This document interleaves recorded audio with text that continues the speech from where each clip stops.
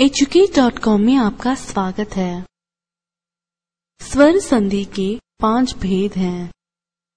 दीर्घ संधि, गुण संधि, वृद्धि संधि, यण संधि और अयादि संधि।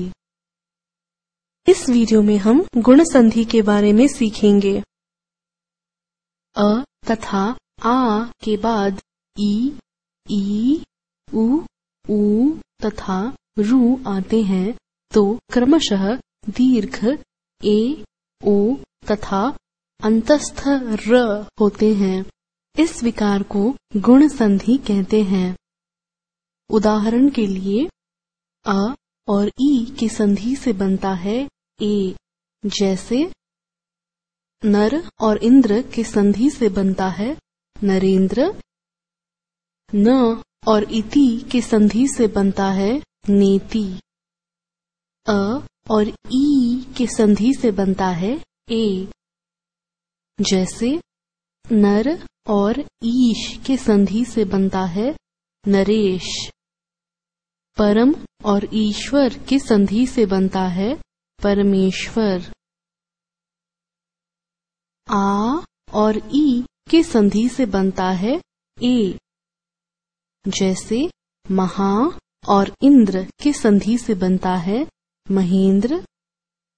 रमा और इति की संधि से बनता है रमेति। आ और ई की संधि से बनता है ए, जैसे महा और ईश्वर की संधि से बनता है महेश्वर।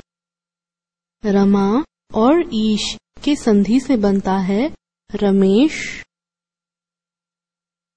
अ और उ की संधि से बनता है ओ, जैसे नर और उत्तम की संधि से बनता है नरोत्तम। गच्छ और उपरी की संधि से बनता है गच्छोपरी। अ और उ की संधि से बनता है ओ, जैसे समुद्र और ऊर्मी की संधि से बनता है समुद्रोर्मी। तव और ऊर्मी की संधि से बनता है तवोर्मी। आ और उ की संधि से बनता है ओ, जैसे गंगा और उदकम की संधि से बनता है गंगोदकम। महा और उदय की संधि से बनता है महोदय। आ और उ की संधि से बनता है ओ। गंगा और ऊर्मी की संधि से बनता है गंगोर्मी। यमुना और उदकम की संधि से बनता है यमुनोदकम।